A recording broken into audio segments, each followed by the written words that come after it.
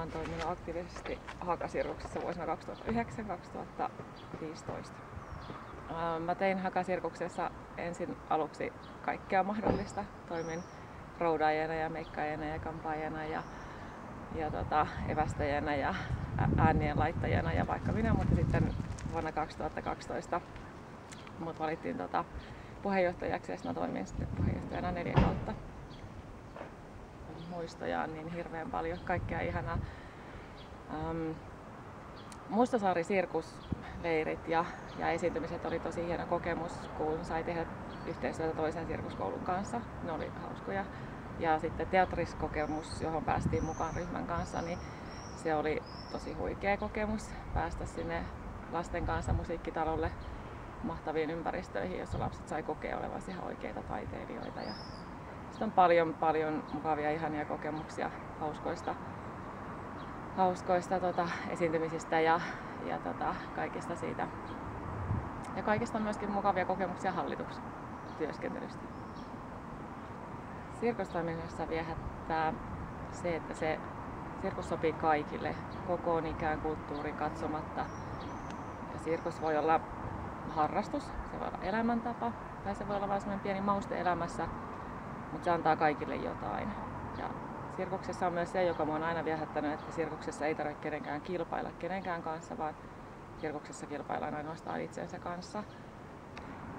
Sirkuksessa on myös se upeata, kun näkee niiden pienten lasten kasvamisen niin kun, tavallaan kehittyvän siinä sellaisia pieniäkin onnistumisia kokemuksia, jotka he saavat, joista he saa sitä intoa ja se into ja semmoinen onnistuminen, se fiilis tarttuu meihin aikuisinkin siellä esimerkiksi seuratessa treenejä tai katsoessa esitystä ja sitten se on niin kuin, se kaikki semmoinen esitysten siellä verhojen takana oleva tunnelma, se semmoinen väreilevä, mahtava esiintymyksen innostus ja jännitys, se tarttuu niin kuin kaikkiin ja siitä tulee ihan huikeat fiilikset itsellekin.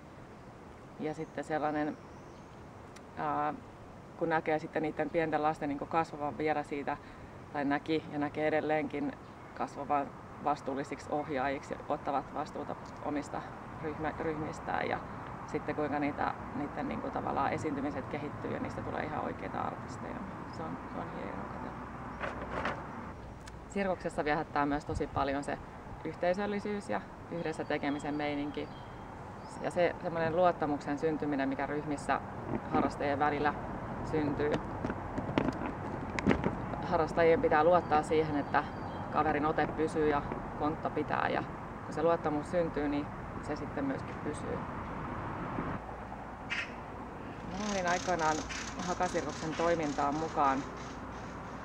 Mun keskimmäinen lapsi oli 7-vuotias. Silloin ei päässyt vielä, ei ollut mitään hienoja perhesirkuksia, mitä tällä hetkellä on, vaan silloin pääsi 7-vuotiaana mukaan sirkukseen. Ja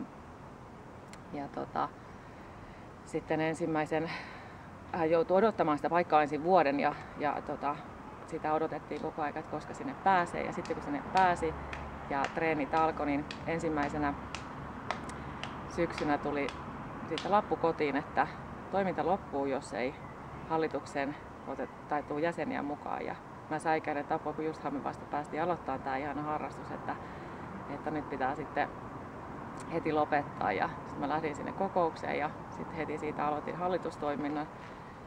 Ja meitä oli semmoinen tosi pieni ja pippurinen porukka siinä vaiheessa. Harrastajia oli vähän yli 30 ja sitten me lähdettiin semmoisen yhden Tuomen Mirjan kanssa visioimaan sellaista, että sirkus lähtee kasvamaan isommaksi.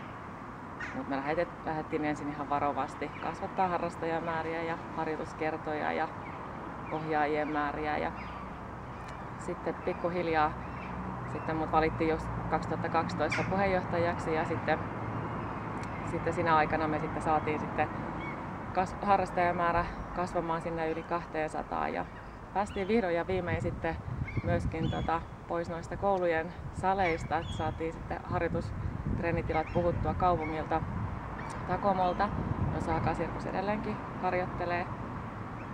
Ja sitten mä vielä sain olla etuoikeutettu, pääsin edustamaan Hakasirkusta vuonna 2013 Sauli Niinistön ja Jenni Haukion itsenäisyyspäiväkutsuille Tampereelle. Sen me oltiin ansaittu kaikkien harrastajien vanhempien, hallitusporukan ja kaikkien kanssa ihan järkyttävän suuresta määrästä vapaaehtoistyöstä lasten ja nuorten hyväksi. Seuraan Hakasirkuksen toimintaa aktiivisesti keskimmäinen lapseni, joka ensimmäisenä aloitti ja vielä edelleen innokkaasti harrastaa sirkusta. Hakasirkuksen toiminta on tosi mahtavaa seurata tällä hetkellä, että toiminta on jotenkin sellaista järjestäytynyttä ja laadukasta.